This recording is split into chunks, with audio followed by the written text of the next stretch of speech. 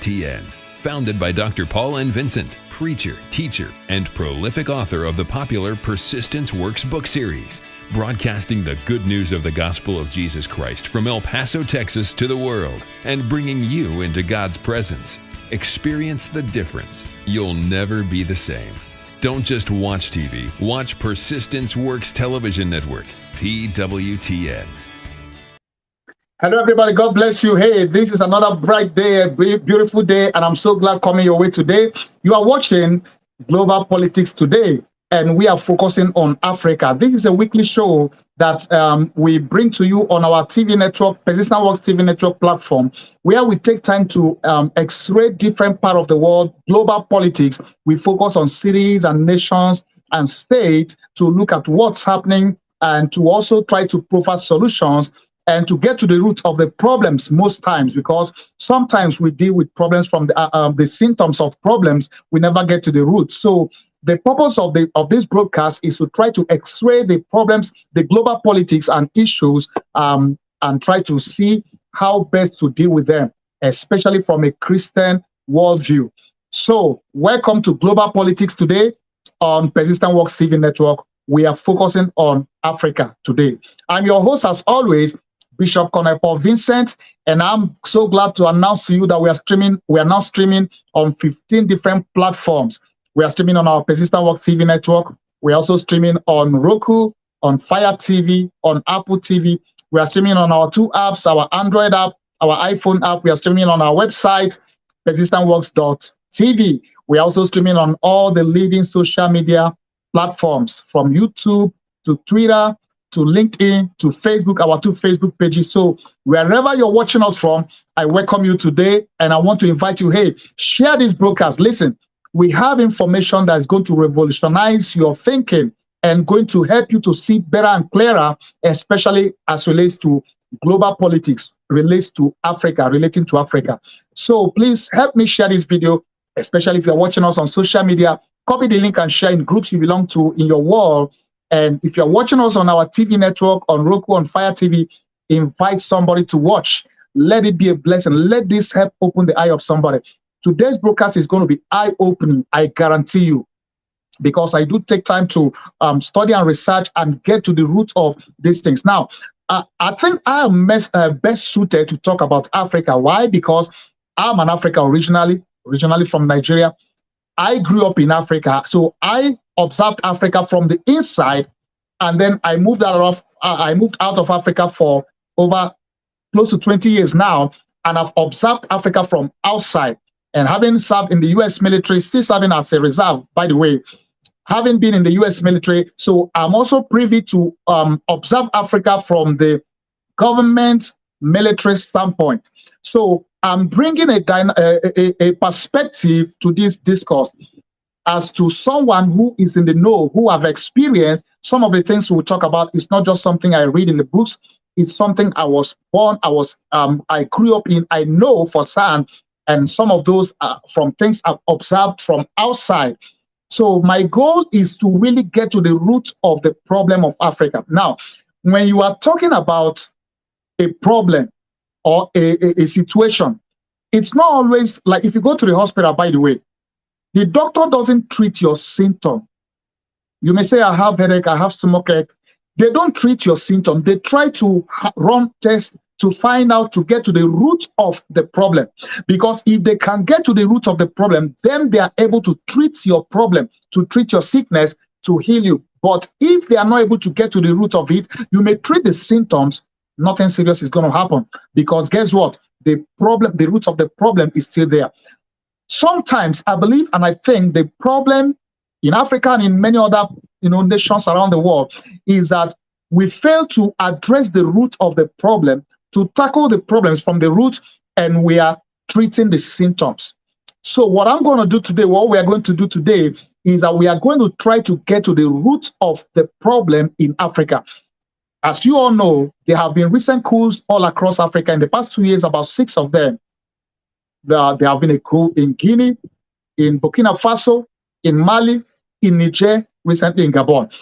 The last time we did a global focus on, a focus on Niger, which was an eye-opening one.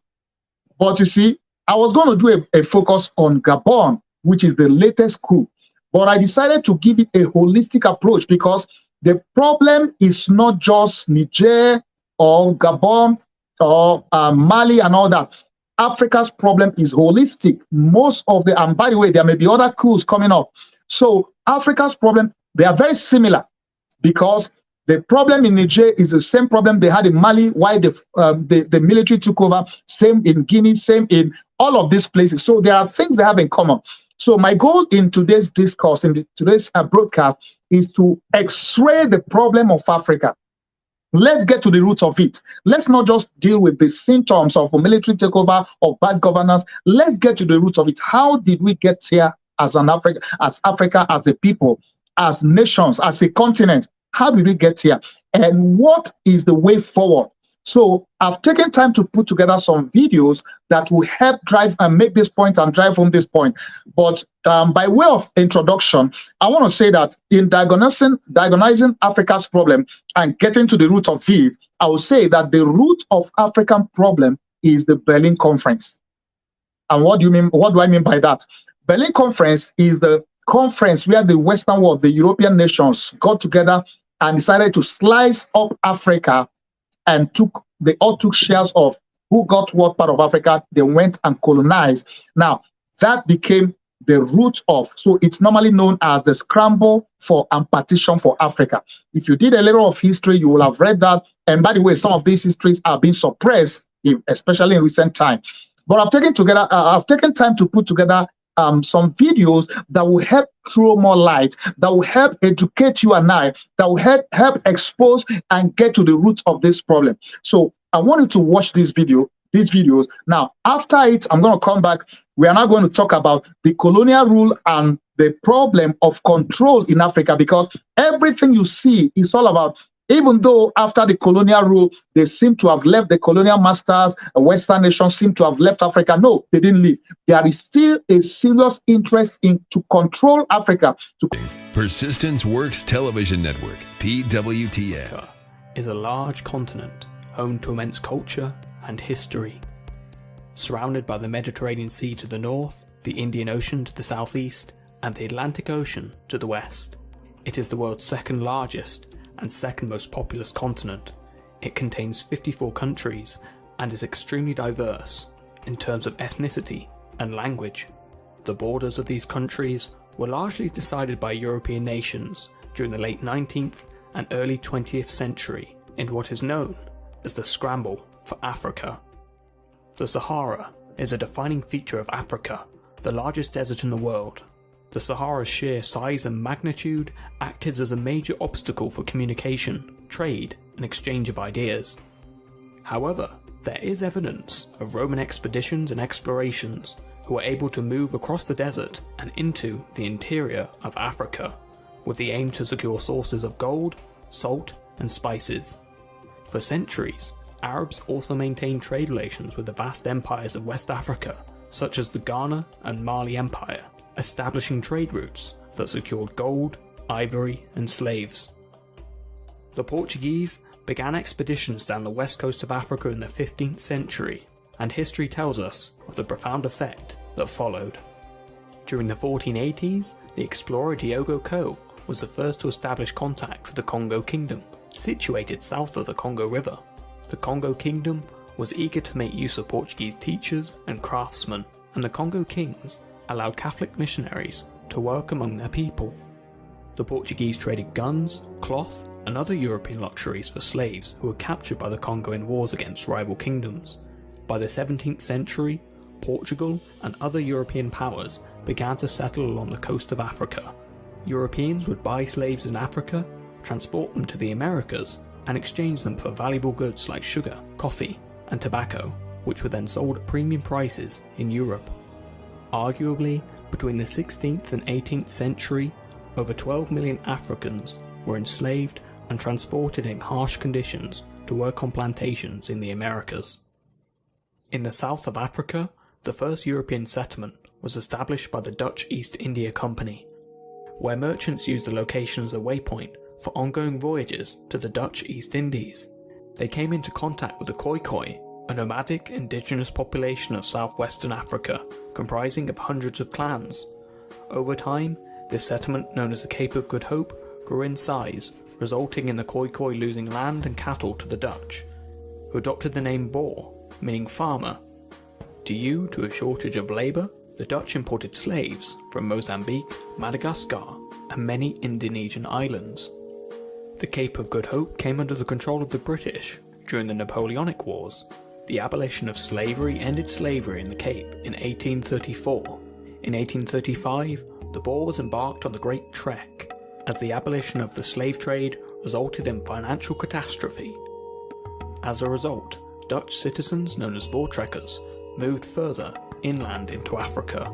They formed the Free Orange State and Transvaal, which was recognised by the British.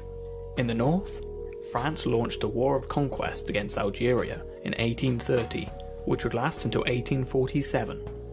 Meanwhile, in the United States, there was a movement to settle freeborn blacks and freed slaves and transport them to Africa. Most whites, and later a small minority of blacks, believed that blacks would be better off in Africa. The American Colonization Society began transporting them to the closest point of Africa to establish a colony in 1822. By 1847, the settlers issued a Declaration of Independence and established the Independent Republic of Liberia. The construction of the Suez Canal in 1869 verified its importance as a route for trade with India and China. And in 1882, Egypt was occupied by British forces during the Anglo-Egyptian War, subsequently revealing the potential riches that Africa offered. There were several European explorers who explored the continent. Perhaps one of the most famous was David Livingstone, a Scottish missionary who attempted to convert the natives he encountered to Christianity and strove to find the source of the Nile. Henry Moult Stanley was famous for his exploration of Central Africa. He worked for King Leopold II of Belgium and helped map out the Congo region. So why were there no major explorations into the interior of Africa before this? Well, there were limited seaworthy rivers, tropical diseases, hostile natives, and weapons were not as advanced as they were in the 19th century. During the 19th century, most European powers experienced a dramatic growth of productivity triggered by industrialization. European countries overproduced goods and were consequently searching for new markets. Interest turned towards the acquisition of land in order to grow agricultural products for European markets. Europeans moved into the interior of Africa to extract raw materials such as rubber, palm oil, gold, copper, and diamonds. These natural resources made Africa a vital resource for the European economy. Understandably, Europe held the technological advantage. Bands of just a few hundred men and barely a handful of machine guns proceeded to overwhelm and obliterate thousands of Africans. The machine gun was a revolutionary gun that could fire rapid shots at an unparalleled speed. The effectiveness of the weapon was obvious in Sudan, where a British force, armed with roughly 20 machine guns and a small number of gunboats, overpowered Sudanese forces and effectively opened the door for colonization. For 14 weeks and 5 days, between November 15, 1884 and February 26, 1885, European countries prepared and cooked their plans on how to share Africa like a piece of cake. They called it the Berlin Conference. It was at this conference in Berlin, present-day Germany, that African lands were divided on a map, while the Africans themselves were exempted from the meeting. It was not an omission of invitation or a simple oversight. Rather, it was a large-scale legalized daylight robbery. Africans were considered irrelevant and incapable of making meaningful decisions on what happened to or on their lands. Since they were uncivilized, according to these European invaders, they needed help, and the participants of the Berlin Conference were to be their saviors. Towns, lands, and rivers were all portrayed on the map that hung on the wall. With just a ruler and pencil, borders were formed, territories were claimed and trade routes were created or removed, while historical background, cultural laws, sovereignty, and traditional institutions of a people dating back thousands of years were completely ignored. And just like a piece of cake, Africa, the second largest continent in the world, was shared at a conference table. The Berlin Conference was organized by Otto von Bismarck, the first chancellor of the new German Empire, who was concerned with securing portions of the continent within which exploration had begun. The conference birthed the General Act of the Berlin Conference, which had been nicknamed the Scramble for Africa. The conference consisted of top European nations who were invested in exploring the resources that abound within the continent. This was justified under the guise of civilizing or developing the countries which they considered barbarian and primitive. This paved the way for the colonization of the African states by the Western countries and eventually robbed the continent of its rich cultural heritage and linguistic diversity. By the time most of these countries would gain independence from their colonial masters during the 20th century, great damage had already been done.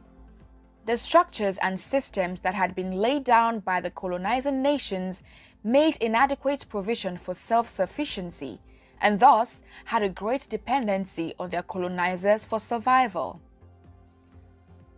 So, how did the Berlin Conference come to be, and what impact did it have on Africa as a whole? There was a general belief by the Europeans that Africa belonged to no one in particular and had to be claimed and developed. When the Berlin Conference took place, no African individual or leader was present. Ironically, Africa had experienced a great deal of development before the Europeans. By the 13th century, different empires within Africa had attained global prominence, drawing the attention and curiosity of the Western world. Some stories about the level of wealth contained within the continent seemed too good to be true, but with the discovery of the Congo River Basin in 1874 by Henry Morton Stanley, there was certainty about Africa and its rich resources. One of the leaders who was very interested in these discoveries was King Leopold II of Belgium. Leopold had previously formed the International African Society, which had a mission of civilizing Africa. He teamed up with Stanley and eventually created the International Congo Society. This was similar to the former society but had more goals added to be achieved by the society. But Leopold was far from being a sincere man. He was a strategic and cunning leader who wanted to advance his personal wealth with Africa's resources. He began sending explorers who doubled as his representatives in laying claims over a wide expanse of land at the center of the continent. In the course of his civilization agenda for Africa, he secretly bought off investors in the International Congo Society. Stanley went to the area to try to establish the Congo Free State. This was while other European nations were also in the scramble for Congo.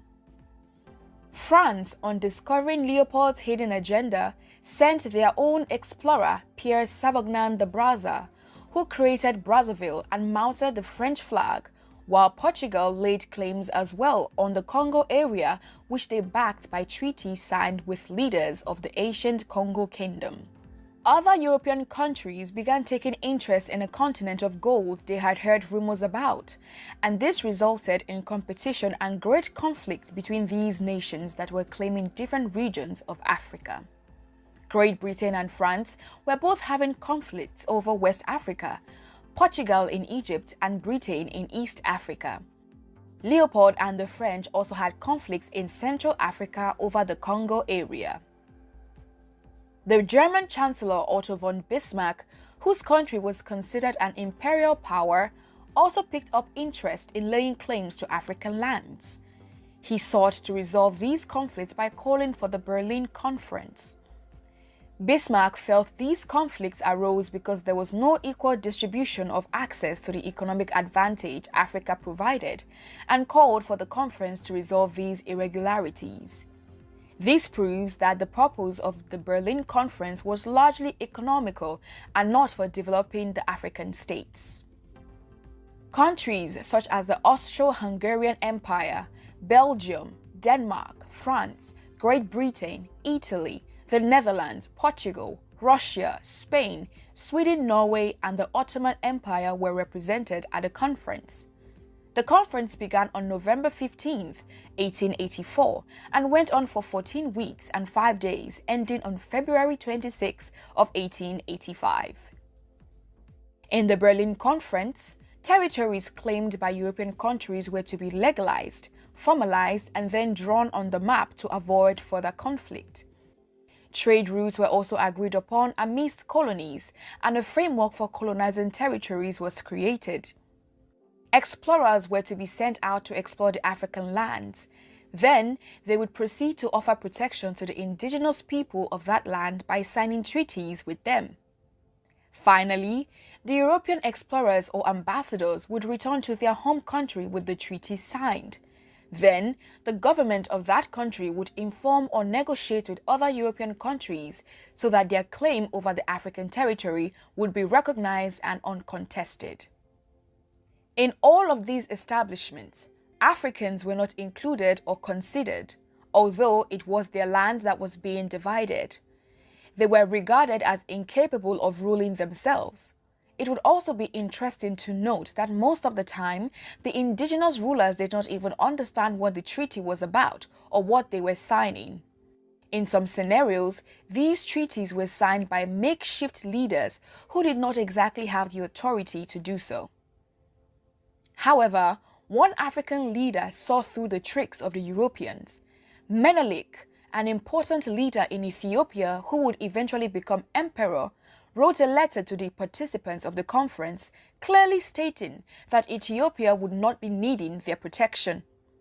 Although his letter was ignored, Ethiopia and Liberia were the only African states that were not colonized in the scramble.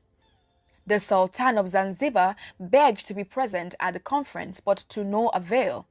Little did he know that he was to be part of the main topic of discussion. The General Act outcome of the Berlin Conference, and it made provisions for different trade routes and the framework for colonization. It addressed different issues bordering on the colonization of the African states.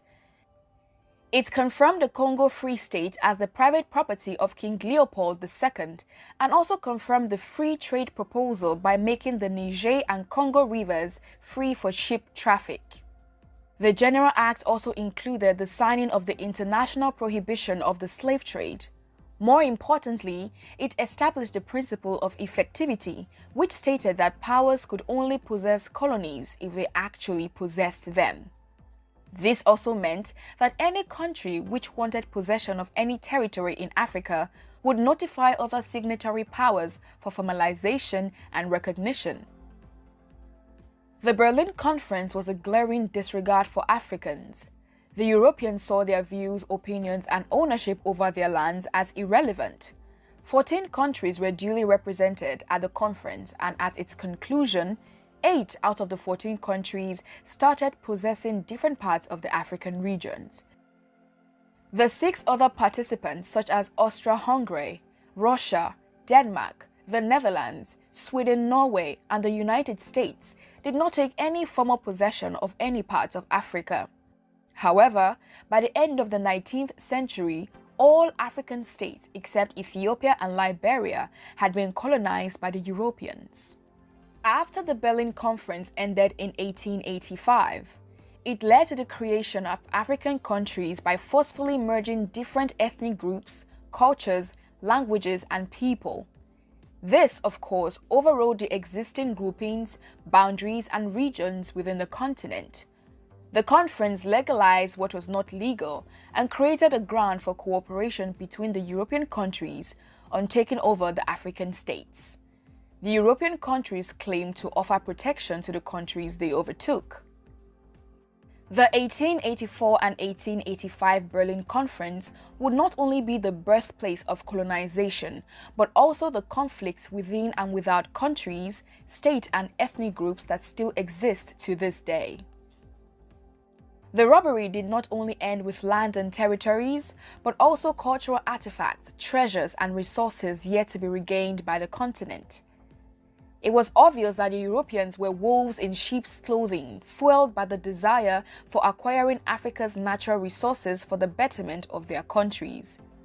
As such, there was a need to secure their portions to maintain their industrial sector, which was just starting to grow. To achieve this, they had to secure African territories that would readily provide them with the resources they needed and a market for the goods they produced. A total of 50 countries were carved out of the scramble for Africa.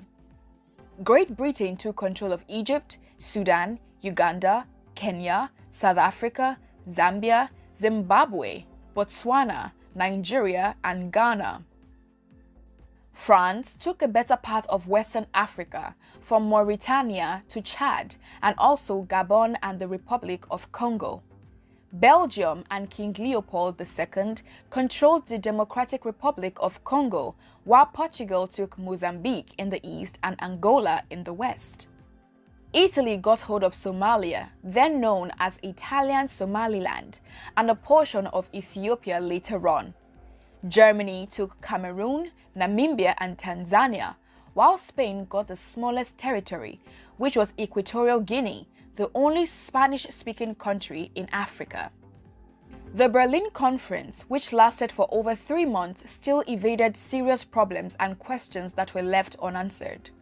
Many of the representatives had not stepped foot on African soil and somehow assumed they could understand and manage the complexities of the African states. The sovereignty of the African states was not recognized, yet treaties were needed to be signed to legalize the relationship between both parties. This in itself was contradictory to the claims of the European states. Although the General Act seemed to prohibit the slave trade, it is on record that over 10 million Africans in the Congo area died under Leopold's leadership due to starvation, diseases, and war. The act was used to gain approval and legitimacy in the public eye by the European countries, but did not in any way alleviate the sufferings and conditions of the locals under their colonial masters. The locals were brutalized and used to further his selfish interest. The concept of free trade was unrealistic, as many of the colonizing countries would not readily allow free trade within countries they had invested heavily in colonizing. For instance, the Congo was operated as a monopoly under Leopold's rule. The conference, which tried to curb the scramble for Africa, further enhanced it. It was presented as a means of creating a platform for peaceful claiming of African states by European states, but it also had its hidden agenda. Germany and Britain were interested in Africa to promote their ambitions and retain their position as the #1 global power over the others, and not for peaceful colonization as assumed. The Berlin Conference held entirely different consequences for the continent involved. For Europe, it was just a failed enterprise, while in Africa, it created long-lasting damage that is still visible to this day. Some of the damages done by colonization have been said to be too large to be repaired. Even after gaining independence, most of these colonized African countries are still ill-equipped to be well run by themselves. Greed and corruption are the order of the day, and conflict still exists within the African borders. Some African diplomats have called for redrawing the African map and redefining the boundaries laid by the colonial masters. But there are also fears that this might aggravate an already politically tense climate. These fears have created another group of the opinion that the colonial boundaries be respected. Nevertheless, this does not suffice for the damages that run deeper in the cracks within the continent. It has been 137 years since the Berlin Conference ended, and one can only help but wonder if Africa would ever recover from the effects of the European invasion and plunder. Great Britain dominated the African continent with the control of Egypt, South Africa, Nigeria, and the Gold Coast. The French occupied vast expanses of West Africa. The Germans controlled modern-day Tanzania as well as Namibia. The Italians controlled Somalia and Libya, whilst the Portuguese exerted full control over Angola and Mozambique. By 1914, 90% of Africa had been divided between 7 European countries, with only Ethiopia and the African-American state of Liberia remaining independent nations. So that partitioning of Africa back in 1884 and those partitionings remain in place today is responsible for a lot of what has happened in Africa. Our inability to grow our economies, our inability to travel from one country to the other. You look at tourism. If you need to go to Africa and visit 3 different countries, you got to send your passport to DC 3 different times. And each time your passport comes back, you got to send it again to another country, 2, 3, 4 weeks before you get your passport back. And then you got to send it back to Washington. At times, those embassies are on the same street. You could have walked from one embassy to the other, but you can't do it. And by the time you get your passport back with the 3rd visa, the visa for the first country is expired. Who needs to go through all that? So you say, forget it, I'm not going to Africa, I'm going to Europe. At every level, what we see happening today in Africa that affects economic development is directly related to what was done in 1884. You try to go from one part of Africa to the other. It's easier to fly into Europe and then come back down. Why? A lot of the airspaces were closed. All of it, thanks to... Hey friends, welcome back. Hey, you are watching Global Politics. We are focusing on Africa. This is Persistent Works TV network. You are watching. We are streaming on Roku, on Fire TV, on Apple TV, on our 2 apps, our Android app, our iPhone app. We are streaming on our website, persistentworks.tv. We're also streaming on all the leading social media platforms, YouTube, Facebook, Twitter, LinkedIn, what have you. And I'm your host, as always, Bishop Konepo Vincent. We are getting to the root. We are trying to x-ray the problem of Africa and trying to get to the root of it, because it does no good to treat a problem with sickness by just treating the symptoms. So in trying to x-ray what exactly is wrong with Africa, the problem, the root of it is what we have just seen in this video. So Africa was partitioned at the Berlin conference. They scrambled and petitioned for Africa. That is the root of the problem. Everything happening in Africa today dates back and roots back to that. Let me give you an instance. Nigeria, for instance, different sects of the nation of Nigeria have been trying to separate the ones called the Biafra nation, the Southeast Igbo-speaking part, because they don't feel they belong. They don't feel they are part of the African nation, the Nigerian nation, because of all that has been happening. And for real, these are strange bedmates that the colonial masters, the British colonial masters, brought together, put together, and tried to make to, remain one. They were never one. From time immemorial, they were kingdoms, empires. They had their own cultures, identities, and all that. So in recent years, when they now saw that, you know what, we are not doing this no more. We want to go our own way, and then there is always going to be a fight. So you see that many wars that was fought between 1967 to 1970, there was a Nigerian civil war that was fought mainly because the Biafran nation wants to go their way, and the Nigerian nation says, hey, you know what, you are not going nowhere. Initially, they accepted, but British government talked them into, hey, don't let them go, because that is where the oil resources of the nation is mainly situated. So they fought a war for 3.5 years. Over 3 million were killed, mainly Igbos, Southeast Nigeria were killed in that civil war.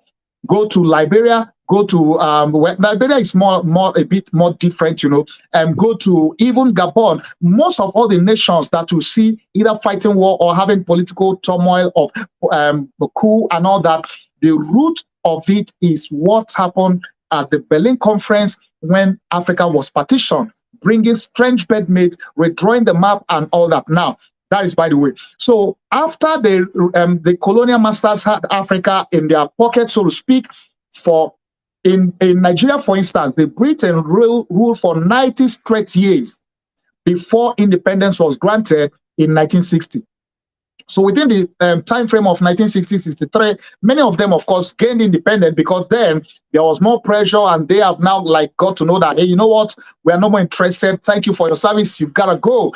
And eventually they let them go, and they gave them independence. But listen, the problem still remains this Berlin Conference and the scramble for partition of Africa, because even though independence was given, it wasn't all. They still wanted to control Africa even in post-independence, which was why in French colonial masters, they had what they call the Pact for Continuation of Colonization. And that secret deal pact that they signed, I'm sure those guys, the African nations, Francophone, French-speaking African nation, I'm sure those founding fathers, I'm sure they have no idea what exactly they signed. And this was a pact that made it impossible for them to have a living, for them to really have independence, because France was not going to control their economy. They were going to deposit 85% of their resources with France. And by the way, they still control their resources and everything. So we did more story on that a few weeks ago when we did the story on Niger. But the point is that exploitation of the African resource and the control, even after independence, was still a key issue. So these European nations didn't want to let go completely. And that was how, even though the nations gained independence, they were still pulling the strings, so to speak. And you now have a situation where if a leader, an African leader, allows them to have their way by exploiting the resources and what have you, and bringing over their corrupt money and banking it in those Western nations, which is all public knowledge, as long as you play ball with them, they let you be. But anytime any African nation or leader wants to do the right thing, wants to do what's right for its people, you see that they plot against them. There are coups, there are assassinations, and all of that. The goal is to keep them under control. The whole game, the whole problem is in Africa still remains the control.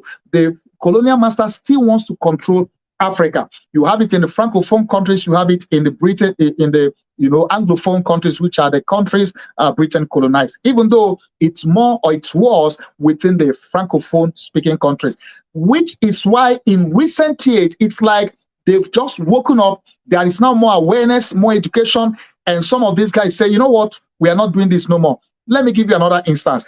Uranium, which Niger produces, it's been said that France's energy is powered by 30 or 40% of Niger's uranium. That means that every three or five or so households in France is powered by uranium from Niger. Now, at the end of the day, they are literally milking them. Over these years, even though they've had independence, Niger sells uranium sells for over 200 euros at the world market. Paris pays Niger 80 cents, either 80 or 82 cents, which is less than, how do you, that is even immoral. So it's as if you kind of like take it for free, you go sell it, you make the money. And by the way, 500 billion leaves Africa, Francophone Africa especially, every year into France's economy. They invest that money, they use it, and then they kind of come back to oh, we are giving you aid. Now, these are things that many of these nations, especially on the military side, got fed up with. Their eyes got open and they say, you know what, we're not doing this no more. And eventually that was why they kicked France out of Mali, kicked them out of Burkina Faso, and kicked them out of Guinea. These places that had recent coup, which is what exactly they are trying to do. Now, look at what's happening in Niger. That gives you the mindset of some of these nations. They still feel they have that control. Do you know that 14 of those Francophone nations still uses CFA, which is France's own currency, which it prints for them? They don't even have their own central bank. So you see the control is so massive. So now Niger stands up to them, even though it's the military, and they kind of like, you gotta go. And France is like, we are not leaving. You can see that same mindset of the colonial rule, colonial masters, we own you, we control you, you can't tell us what to do. Even though he kind of said, France will say, oh yeah, you are illegitimate, we want the legitimate guys. The only reason why to them, he's legitimate is because he lets them have their way. Now, let's use, for instance, Gabon. The Gabon, the Ali Bongo guy who was overthrown by the military in Gabon, he has been in office since 2009 after his father died. His father was in office for 42 or so years. Combined, they have been in office. The family, one family, has been in office for 55 or 57 years. And this current Gabon president that was ousted, he even had a stroke. And that's to tell you the problem of Africa. He should have come to take care of himself. The guy is not even can't even function, can't work well. He had a stroke, and yet he clinges to power, and France allows him, supports him, backs him. A family that's been there 50-something years. Why? Because they let them have their way. They can make their oil, make their resources, as long as you know, and of course they do channel, much of the corrupt money to their family. So you see that as long as you play ball with the colonial powers, even though they've let go, they say, oh, no more colonialism, but they are still in the game of controlling. As long as you let them play ball, they let you have your way. But the moment you say no, that's when they remember the issue of democracy, the issue of what kind of democracy do you say call democracy, that somebody has been in office, a so-called elected leader, the family, for 55 years. That's not right. So at the end of the day, and by the way, if you follow the news, you will see that after he was ousted by the military and his house was searched, they had raw cash, billions of dollars or euro, whatever that currency is, that was stashed in his houses. And these are just the ones you saw. There are many others stashed out in banks across Europe, or in France especially. Now, that is to tell you that the whole problem of Africa is the Berlin Conference and the scramble for partition of Africa, because even though they have let go and said you have your independence, they still remote control, they still want to have control. Can you imagine the government of Niger, at least the new government, saying to France, you gotta leave, saying to the military, you gotta leave, and they're like, we are not leaving. Somebody comes to your house and you want to get you say, okay, it's time to go. You say, I'm not going. Who does that? That is the same mindset that gave birth to Berlin Conference, that gave birth to the petition, scramble and petition for Africa. So, even though they gain independence with the mindset of giving freedom to African nations, but that freedom was never really attained. Another way by which they continue to exploit Africa is economic exploitation. And this is done through World Bank, through IMF, and their loans. Many times growing up in Nigeria, I remember many years ago, when the economy was struggling because of some of the policies of the government that were implemented by the Western powers that say, hey, you know what, you've got to put this in place, and then they will get in trouble. So the military takes over, and even the military guys, they were like, oh, we are willing to give you loans to help you, but you got to devalue your currency, you got to introduce austerity measure. I still remember growing up when President Babangida, then in the 80s, he introduced austerity measure. Every one of us was like, what's that? And the price of everything, inflation was off the roof. And guess what? So they were able to give them loan, IMF loan. Now, these loans are with interest that are cut neck rates, interest. And these are loans that they used to keep you in captivity, continuous economic captivity, so that you have no life, and you pay these loans for into kingdom come. Even you are paying the interest, not even the main loan. So they continue economic exploitation through the loans and through all of this medium. And of course, it's not only Africa. There are many other developing countries that have the same problem, which is why BRICS. I did a case study in our last edition on BRICS. If you missed that, go watch my the brokers on the BRICS, which is what gave birth or is giving birth to that. So at the end of the day, you see control through economic, you see control through the resources, in fact, control through political control. They literally call the shot in many of these African nations. You do their bidding, they let you stay. You don't do their bidding, they kick you out. They press the buttons. And one of the good case studies of this was in Burkina Faso. Thomas Sankara, if you read the history or if you watch the video, he was one of the military guys who he got fed up with this whole thing we're talking about. The leaders taking orders from the Western world and running the economy to the ground. They exploiting and taking the resources out of the nation, and everybody is suffering, the nation never develops, and he took over the government. It's a long story. You can go read the story or go, look it up and watch it. Now, Thomas Sankara, if I've watched that video, I've read about it. He had the good of his people in heart. He was the kind of leader you would say is a great leader. He was there for the people, had policies that were going to benefit his people. But problem was, he wasn't going to play ball with the Western powers because he wasn't going to take their loan. He wasn't going to take their either IMF or World Bank loan because they needed these loans for you to take it. That's something they used to hold and control you. And this wasn't going to happen. And he was going to initiate policies that would benefit the people, not the Western powers. At the end of the day, they weren't happy about it. And then they pressed buttons and was able to manipulate and use his bosom friend to eventually assassinate him and took over. And when this guy took over, he went into bed. He went to bed with IMF, with World Bank, with the Western nations, all the things that this other guy didn't want to do, which angered these guys, the Western powers. He kind of like played ball with them, and he was good to go. Now, this is a problem of Africa. Even till today, you see many elections, so-called elections happening in African nations. Many times, if those players, if they play ball, if they allow the colonial powers to still have their way, they let them be. Whenever it's not happening their way, then that's when you all of a sudden hear, the issue of democracy. So the problem is they get involved in change of governments when it doesn't favor them, even if they have to sponsor coup, assassinations and all that.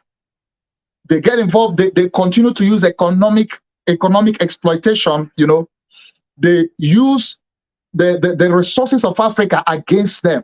They exploit it, they take it, and they give them like peanuts. Now, this is the situation, and that is the root of Africa's problem. Now, the other problem Africa has, which brings me to, what I want to remember, I'm an observer, I'm an insider as an African who have lived and grown in Africa, and now outside of Africa, I've taken time to observe, to study, to research, to look at this. Why is Africa's problem? What is our problem with the leaders, with the people, and all that? And I've come up with 7 things that I would say are the obstacles to Africa's growth. I took time to do a research and to discover from my personal experience in my original nation, Africa and Nigeria, and other African nations. I mean, it's the same. Wherever nation you go to is the same. So, and you can see from the video that we put together, you could see that even the AU ambassador to UN. Now, by the way, that lady was kicked out of the UN when she began to expose these things, and she began to, call out France and all of that. They weren't happy. They pressed the button and she was kicked out. In 2019, it was all over the media. If you followed that story, people were protesting. We are even like writing petition for her to be reinstated. But the reality and the truth is this: Africa has its own problem, of course, and that's one of what some of what I want to highlight now. What are the obstacles to Africa's growth? How can Africa move forward? And from all I have seen and read and listened to, and I'm sure you could glean some of these things from what you've watched from this. The 7 things I want to address as the root of, or the obstacles to African growth. Number 1, the obstacle of free trade across Africa. As you can see in that video, for instance, if you travel to Europe, you are trying to go from Germany to Belgium to France, anywhere. I mean, like, you don't need to have a visa. For instance, you get a visa. Those of us in the US, I have done Europe missions a couple of times. I travel from, France to Germany to, Cyprus to Netherlands. All of those places, you don't need a visa. Of course, being a US citizen, I don't need visa. But for somebody coming from a nation where they need visa, you just get a visa, especially the Schengen visa. Schengen has enlarged to like 29 nations or so. So literally, you get a visa to a nation in Europe, you can travel across the rest of Europe. You don't need no more visa. Africa is supposed to have a free trade, to be able to free travel within Africa, so that they can be able to travel across. So free trade, free travel across Africa. These are two key components, because remember that Africa was more united, even though they were different kingdoms, empires, but they did have trade. They did have a lot of things in common before the artificial separation and boundary, demarcations. So the one of the problems that Africa has to overcome to really move forward and to grow is the obstacle of free travel within Africa. They need to abolish many of the need for visa to travel within. If you are traveling from Nigeria to Niger, to Chad, even though within West African sub-region, they have what they call ECOWAS, Economic Community of West African States. So if you have the ECOWAS passport, you can travel within ECOWAS sub-region without a visa, which is good. Now, they need that at the whole Africa level, whereby you are traveling from Ghana, you want to go to Togo, you want to go to Kenya, you want to go to South Africa, you don't need the visa, just like in Europe.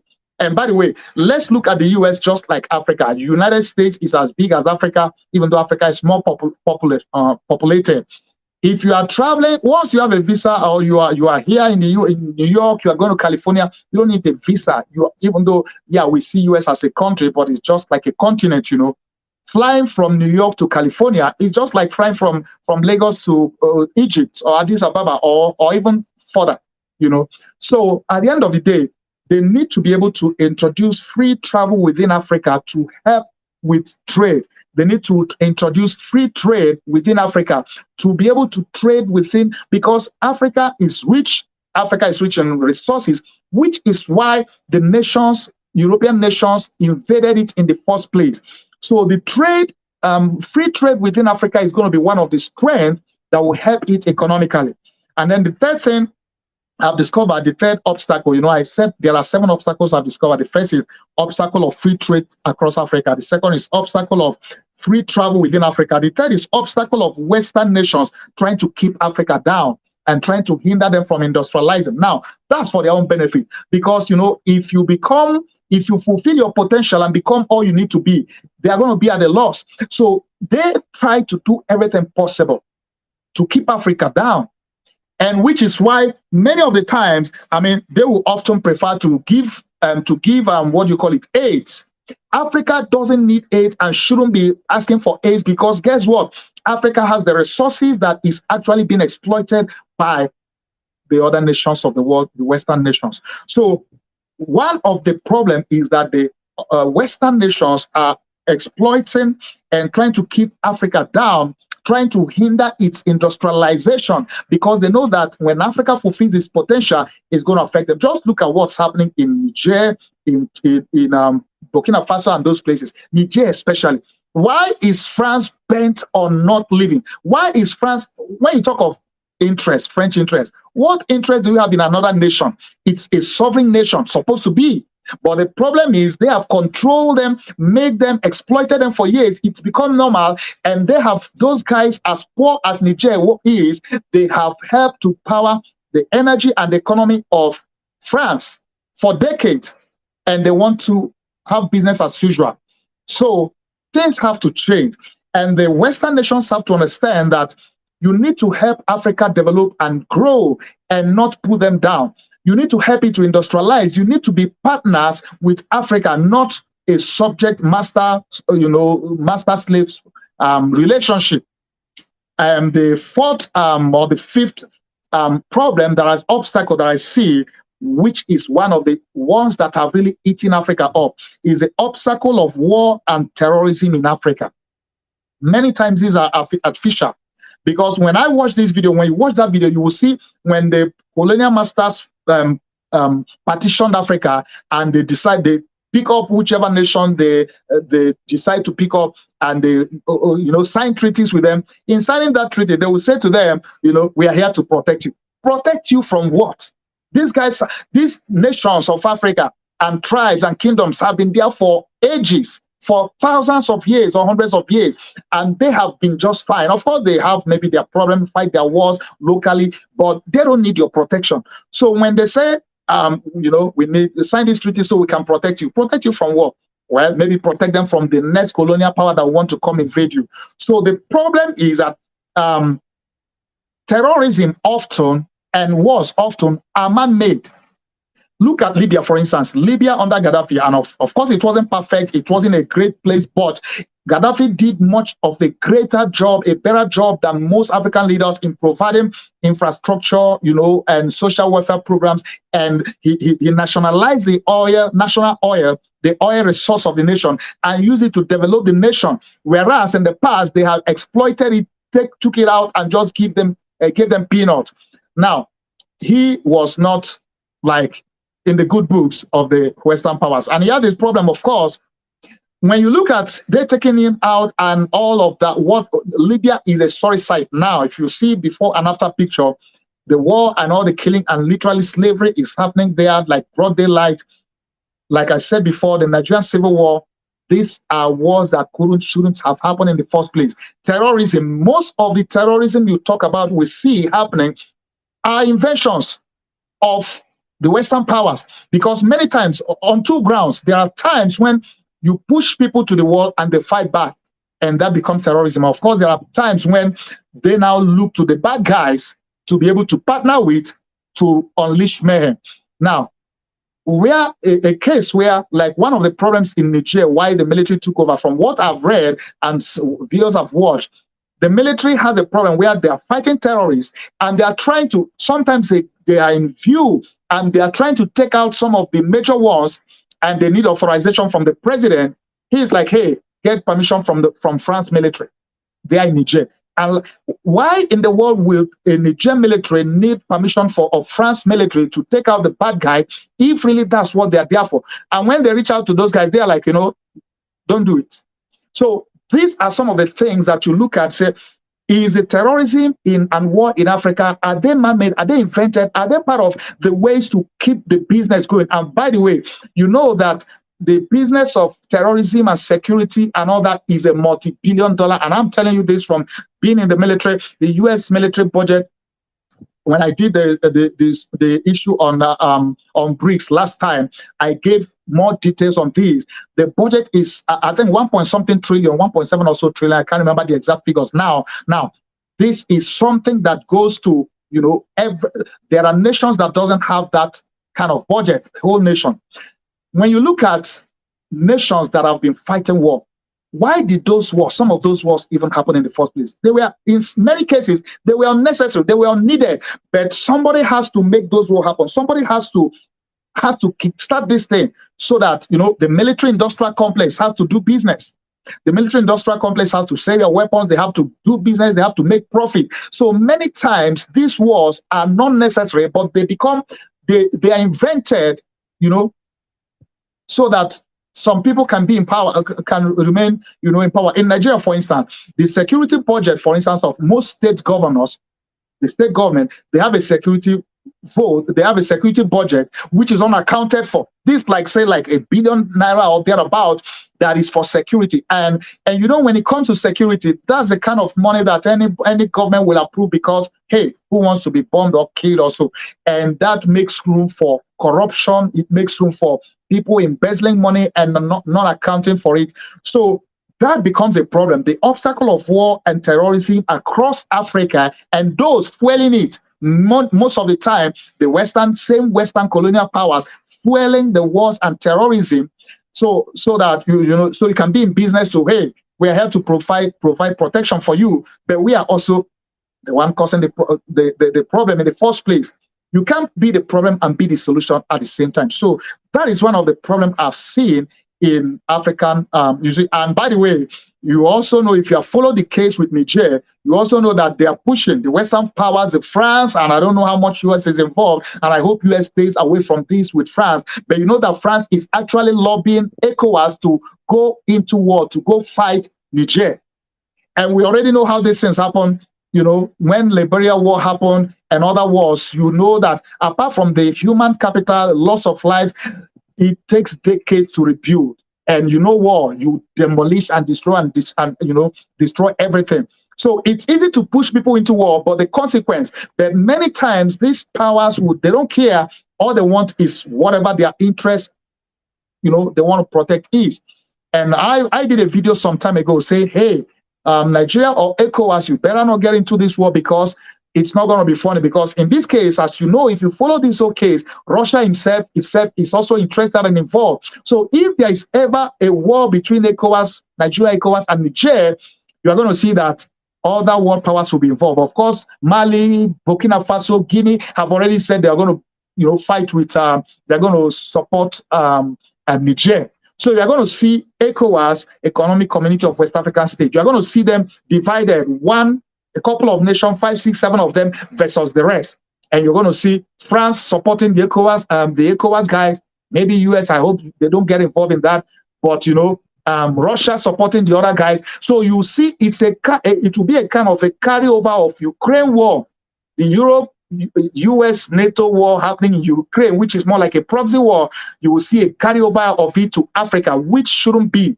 But many times that have been the case in the past, which is why Africa should stay away from war and should fight terrorism headlong, because that has been an obstacle to growth in Africa. The sixth, I think this is the sixth, is it fifth or sixth obstacle that I've seen in Africa is the obstacle of lack of infrastructures, power, and roads and industry. Now, this is very common.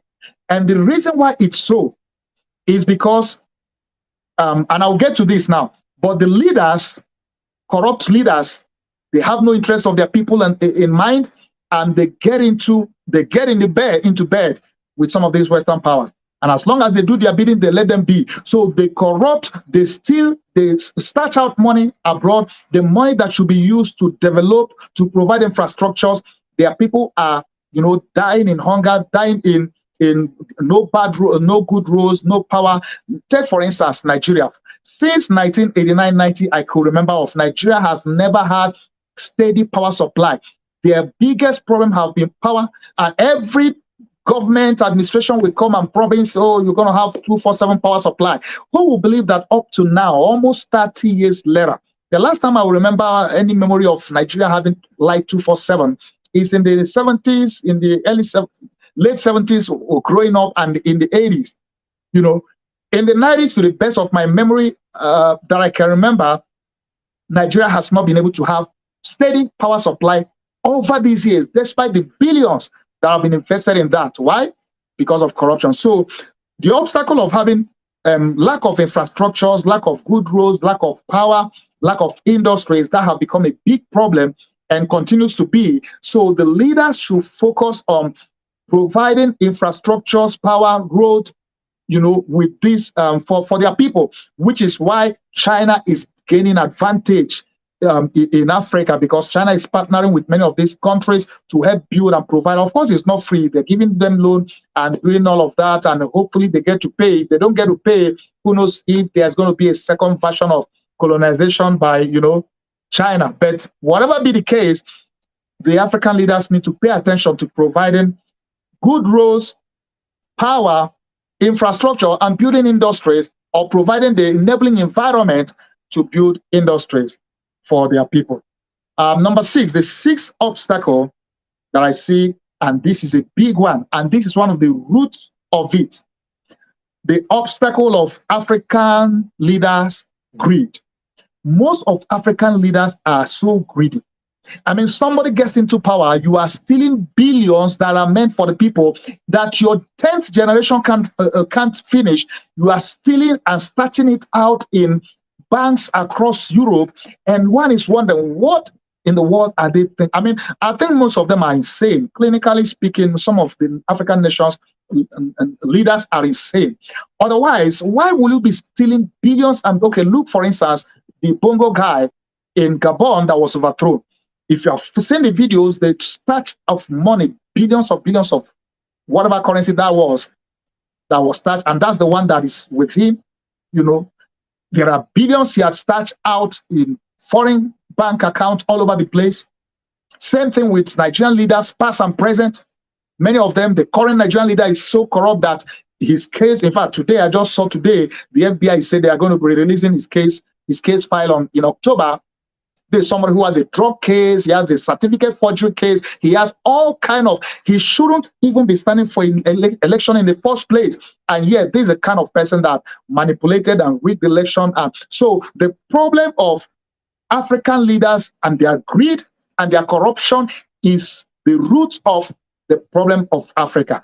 Because if they will serve their people, like you are elected in office, you want to serve, you serve your people, and not for your own greed, guess what?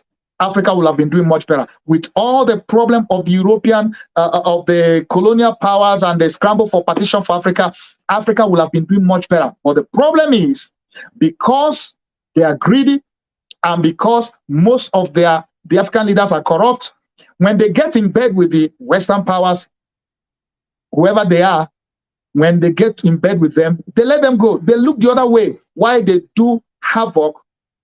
And at the end of the day, listen, until African leaders learn to serve their people, until they learn to be leaders who are going to care more about their people than about their pocket, until they learn to serve without being greedy, without being corrupt, Africa still has a long way to go. So I think this is the biggest obstacle, the root. The other ones are also important, they're big, but the problem of the African leaders being greedy, being corrupt is a big one.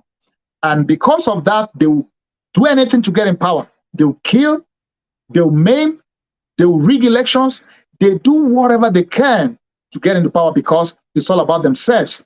I challenge you to produce me an African leader. Maybe in recent times there may be one or two, but for the most part, most African leaders are corrupt. They are greedy, greed. The level of greed of the African leader, you wonder, what is all this for? At the end of the day, you drop there someday, 6 feet below the ground, you're going with none of those. So it's a sorry case, it's a sorry state. And the colonial powers have really helped them to be corrupt and helped them in their greed. I hope that changes. And finally, and this is another big one, this more of on the massive side. Finally, the obstacle, the seventh obstacle I've seen to Africa's growth is the obstacle of poverty and negative mind conditioning. Negative mind conditioning. And sometimes I don't blame people because, you see, there was a story, I narrated a story in one of my books, my first book, Persistent Works, the story about the mind conditioning process that was done. They used the monkey, the scientists used the monkey to carry out this research. When the monkey was brought in to be conditioned, they had a banana at the pole, at the end of the pole, and the monkey would normally, naturally, run to go get a banana to eat. As the monkey was climbing to go get this banana, they poured a bucket of cold water from the top, and it ran away. So every time it climbed the pole, trying to go up there to get the banana, they poured a bucket of cold water, and the monkey, ran away. After many attempts, after many days, the monkey got conditioned to the fact that, hey, you know what? I can see this banana, but I can't eat it. So he stopped trying. And then they brought another monkey into that room. The one that has been conditioned, the moment he sees the other guy climbing, trying to go, get the banana, he pulls him. He begins to pull him down. He's like, oh, don't even worry. Don't try it. I've tried it. It's not working. You can only look. You can't get it. And guess what? That happened over and over and over again. And by the time the new monkey tried many times and couldn't get, because this guy kept pulling him down, and he got conditioned to the fact that you can watch, you can see this banana, you can't eat it. He got conditioned and he gave up trying. And then they brought the third monkey. By the time they brought the third monkey, the two other monkeys who have been conditioned did the same thing to him. And that was the case until they later removed the original monkey that took the cold shower. They removed him from the room. And then you now have a bunch of new monkeys who have been conditioned that you can't go get the banana, yet they have no idea why. None of them received the cold shower. So the problem of conditioning, the devil uses this, by the way, against us as Christians, as believers. He conditions our mind. He makes us believe the wrong thing, and then he just leaves us to use our own strength and energy against ourselves. The negative mind conditioning we as Africans, our African people, the followers, and of course the leaders has had, is at the root of much of what's happening too. So there needs to be a mind reconditioning for our African people to be able to know that it's not okay to celebrate corruption. It's not okay to celebrate somebody who is not, who doesn't have integrity and credibility, and you celebrate him because he throws money around, or because he kind of parades himself as, you know, a champion for your cause. It's not okay to accept a lot of things. But you see, poverty, because of poverty, there are a lot of things people swallow, accept, let go because of poverty. So the obstacle of poverty and negative mind conditioning is a problem. And I think African people, African leaders need to begin to have a mind reconditioning process, so that they can begin to, you know, see things in the right perspective and not believe the lie. And many of those conditioning too, the colonial masters had conditioned them. Hey, you know what? You can't take care of yourself. Oh, you can't rule yourself. You need to come cup in hand. Let's give you, come beg for aid. We need to give you aid. You can't survive without our aid. That's a lie. That is a conditioning, because the African leaders have been conditioned that, hey, you know what? You take power, you go to beg them for loan, beg them for money, beg them for aid. That is not supposed to be the case. Africa is rich in resources. It should be the other way around. Anyway, I hope that this have been able to throw some light and give some insight to you watching. And I don't know where you're watching from. I don't know if you're an African or if you're not. But you see, it's time Africa wake up. It's time African leaders wake up. It's time we we understand and know the root of this problem, as we have shared in this broadcast. And I pray that Africa will once again become a shining example, because it's already blessed. Africa is blessed with people, with resources. But the problem is that it has not harnessed those resources. I pray that Africa will begin to harness its resources, that the powers that has manipulated Africa over the years, I hope that this time around, their powers will expire, that they get to treat Africa with respect and deal with them as partners and work with them for their development, for their, you know, to be partners and not to be subjects that they think should be at their mercy. Well, I hope this broadcast has blessed you, has enlightened you. Please do share this. Let it enlighten somebody. Let it bless. If you have access to people in power, people in government, share this, send this to them. Many of them need to watch it, and maybe their eyes will begin to open, their mind conditioning will begin to change. Maybe they begin to have a rethink about the level of greed and corruption that they have been involved in, even as leaders. Well, I pray God will bless Africa and the nations of Africa. Father, I pray for the continent of Africa. Lord, as we have tried to seek and to get to the root of this problem, I pray, oh God, that you bless the continent of Africa, bless the nations of Africa. Every satanic, demonic influence, every negative influence that has played key roles in keeping Africa down, we take authority right now in the name of Jesus, and I bind every power from the pit of hell. I bind every satanic negative force. I destroy every power that has held Africa down spiritually. And I ask, oh God, in the name of Jesus, open the eyes of your people. Let the light of your glory shine upon Africa. Let Africa discover its potential and fulfill its potential. Give the leaders, oh God, a love for their people, that they will serve them, uproot and remove greed and corruption from the hearts of the people, of the leaders of African nations. Let there be peace in Africa. Father, I pray, let there be no more bloodshed in Africa. Let there be peace. And may African leaders begin to serve their people and use their resources to be a blessing and to develop and to help the African people. I bless Africa today. I bless African nations, and I bless their leaders. I bless their people, their followers. May there be a turnaround and a rewriting of the history of Africa. And thank you, Father, because the light of your gospel is shining and will shine in and through Africa. And the powers of darkness, wherever they're coming from, whoever's sponsoring them, will come to an end, because your word says in John 1:5, and the light shined in darkness, and the darkness comprehended it not. The end of darkness has come in Africa, and the light of your glory shines in Africa. Thank you, Father, in Jesus' name. Amen. Well, I know you've been blessed. I know you've been enlightened. I know you've been encouraged. I know for some of you, this will be eye-opening. Watch it again if you have to, and send this video to people. Share it across in your wall, in your groups, and let it be a blessing to somebody, because people need to hear this, especially those of African descent. Praise God. Well, once again, I want to thank you for today. So join me next week in another edition as we tackle another topic, another nation in glory. We hope you've been blessed by today's TV broadcast. Join us again for our next TV broadcast. If you have a testimony of how you've been blessed, please let us know. Send us an email at persistenceworkstv@yahoo.com.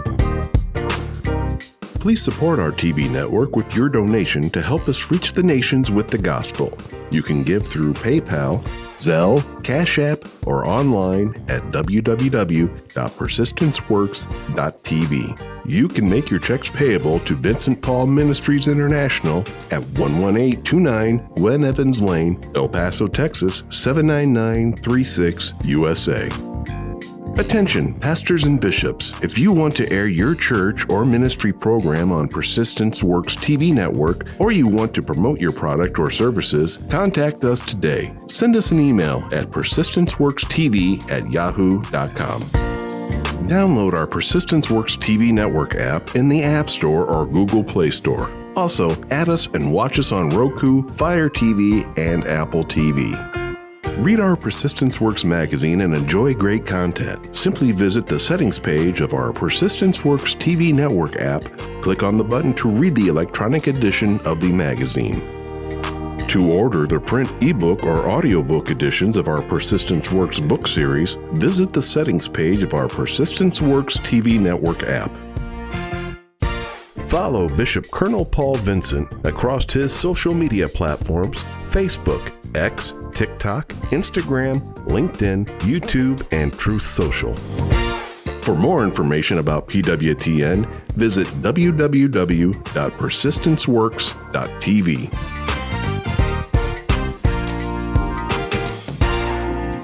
Inspiration and motivation to reach your dreams in life? Are you trying to overcome discouragement? Do you desire a deeper spiritual walk with God? Do you question your destiny? Then the Persistence Works book series by the prolific author and international speaker Dr. Vincent N. Paul is written for you and is now available in paperback, audiobook, and ebook. Order today by calling 866-909-2665 or go online, persistenceworks.com. If you need that salvation, if you need that forgiveness, you can receive it tonight. Shout hallelujah. The anointing breaks the yoke. Hear Dr. Paul N. Vincent preach the anointed word of God that changes lives and brings salvation, healing, and deliverance. Invite him to minister in your church, conference, or crusade. Also read his life-changing books in the Persistent Works series. For more information about inviting Dr. Vincent to minister or to order his books, visit VincentPaulMinistriesInternational.com. Dr. Paul N. Vincent, internationally known author and preacher, invites you to his annual Persistence Works Holy Land Tour in October and April. These memorable trips throughout Israel include visiting historical sites in Jerusalem, Nazareth, and Bethlehem, as well as the Sea of Galilee, the Jordan River, and many more. Your travel package includes round-trip airfare from Houston, Texas, and Lagos, Nigeria to Tel Aviv, first-class hotels, 2 meals a day, air-conditioned buses, and Israeli Ministry of Tourism approved English-speaking guides. For more and to register, visit VincentPaulTours.com today. For more information about PWTN, visit www.persistenceworks.tv.